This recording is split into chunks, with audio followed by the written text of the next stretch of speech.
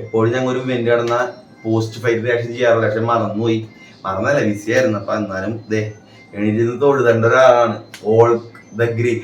ഈ അറിഞ്ഞിട്ട പേര് മാച്ചായിരുന്നു അറിയില്ലേ, അലക്സാണ്ടർ ദ വോൾക്കനോസ്കി. ഒരു കാര്യമാണ് ഞാൻ പറയാനുള്ളതെന്ന് വെച്ചാൽ, നിങ്ങൾ ഇപ്പൊ പണ്ടത്തെ മോഹൻലാൽ പടത്തിൽ ജയറാം പടത്തിൽ ഒരു സിനിമയിൽ ഒരു കോമഡി പറഞ്ഞിട്ട് എല്ലാവരും ഇങ്ങനെ ഫോട്ടോ ഇങ്ങനെ ശരിയായിട്ട് പടം അവസാനിക്കൂലേ കടിച്ച്, അതല്ലേ സംഭവിച്ചത്.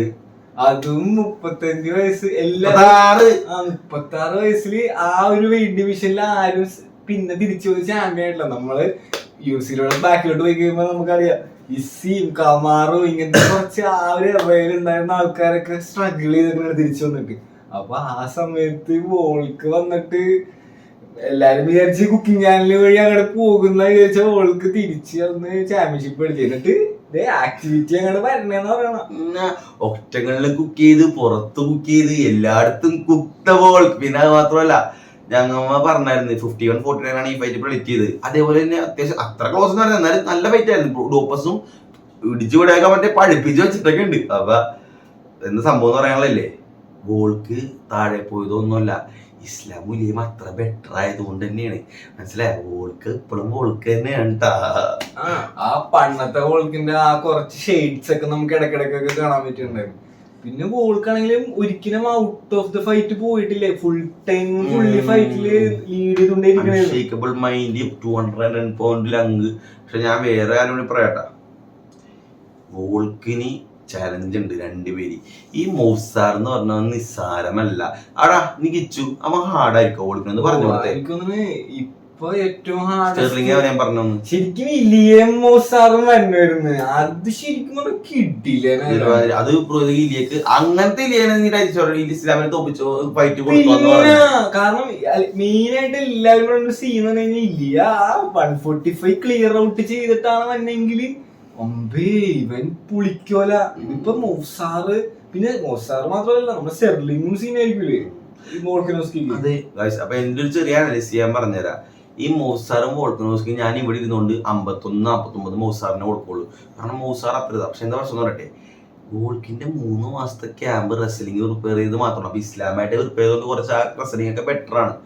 അപ്പൊ അങ്ങനത്തെ ഒരു വോൾക്കിന് ടേക്ക് ഡൗൺ സ്റ്റഫ് ചെയ്ത് കഴിഞ്ഞാൽ ഡിസിഷനിൽ മൗസാറിനെ തോപ്പിക്കാൻ പറ്റും 48-47.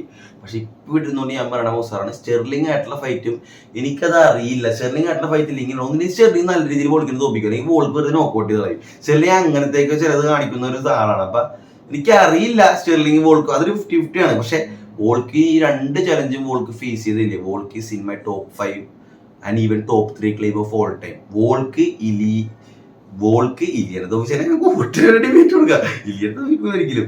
വോൾക്ക് സ്റ്റെർലിങ്ങിനെയോ മൗസാറിനെ തോപ്പിച്ചില്ലേ ടോപ്പ് 5 ഞാൻ കൊടുക്കും വോൾക്കിന്. ഇനിയിപ്പോ അടുത്ത ഫൈറ്റ് മേക്ക് ചെയ്യേണ്ടത് എബ്ലോവാണ്. മൗസാറും വോൾക്കും തന്നെയാണ് അടുത്ത ഫൈറ്റ് മേക്ക് ചെയ്യുന്നത്.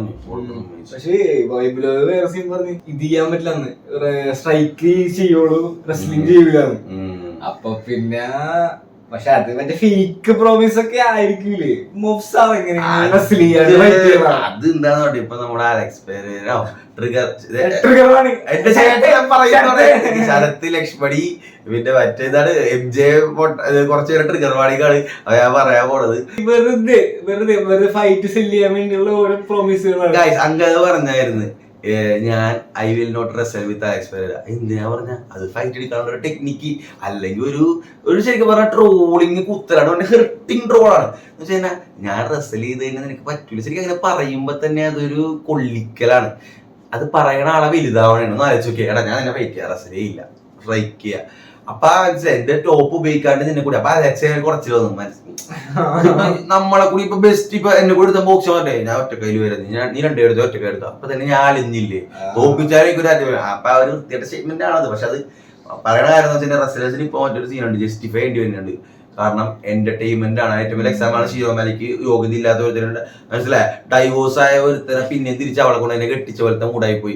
ഒരു യോഗ്യത മനസ്സിലായില്ലേ, ഒരു യോഗ്യത ഒരു സ്വഭാവ സർട്ടിഫിക്കറ്റ് വ്യത്യാസം വരുത്താണ്ട് ഡൈവേഴ്സ് ആയിട്ട് അടുത്ത ദിവസം പിന്നെ അവരെ കൊണ്ട് കെട്ടിച്ച് എന്താ അവിടെ ആരാ മനസ്സിലായി. പൈസയുടെ ഇതും യൂസിയുടെ സ്റ്റോക്ക് ഇടുകൊണ്ടാണ് അവസ്ഥ.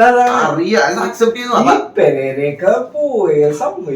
അതെ ലക്ഷ്മണ അലക്സെ ശരത്തെ കേട്ടോ, ആ പെരേര അപ്രീഷിയേറ്റ് ചെയ്ത് പെരേര ഉള്ളതുകൊണ്ടാണ് UFC താങ്ങി പിടിച്ചു കൊടുന്ന് വെച്ചാൽ മറ്റേ സാധനമില്ലേ ബോൾസ് തന്നെ UFC ബോള് അത് പെരേര ഇല്ലെങ്കിൽ UFC അലമ്പാനെ ഞാനിപ്പോ സമ്മതിച്ചിട്ട് കാരണം ഇല്ലേ പെരേര പോയപ്പോ ഞങ്ങളുടെ ചാനലിൽ വ്യൂസും ഞങ്ങളുടെ ലൈവിലും എന്റെ വ്യൂസ് ഒക്കെ കുറഞ്ഞി പെരേര വേണം പെരേര ഒരു സ്റ്റാർട്ടത്തിന്റെ വാല്യോണ്ട് ഞാൻ കുറേതൊക്കെ ഞാൻ പറഞ്ഞിട്ടുണ്ടെങ്കിലും പെരേര അപ്രീഷിയേറ്റ് ചെയ്യുന്നുണ്ട് കാരണം അയാൾ ഫേസ് ഓഫ് UFC ആയിരുന്നപ്പോൾ ഒരു ബെസ്റ്റ് ഓഫീസറാണ് ബെസ്റ്റ് ഫോർ ബിസിനസ് അംഗലവിനെ പെരേര തോപ്പിക്കാനാണ് അത് ഞാൻ സമ്മതിച്ചു അതുകൊണ്ട് ഡാനാവൈറ്റ് എത്ര ഫേവറേറ്റ് കൊടുത്താലും എനിക്ക് ആക്സെപ്റ്റ് ചെയ്യാൻ പറ്റണത് കാരണം ഞാൻ കഴിഞ്ഞ 2 മാസത്തോടെ UFC ട്രൈ ചെയ്യാൻ ഞാൻ അനുഭവിച്ചു മനസ്സിലായി സൂപ്പറായി ഞങ്ങൾ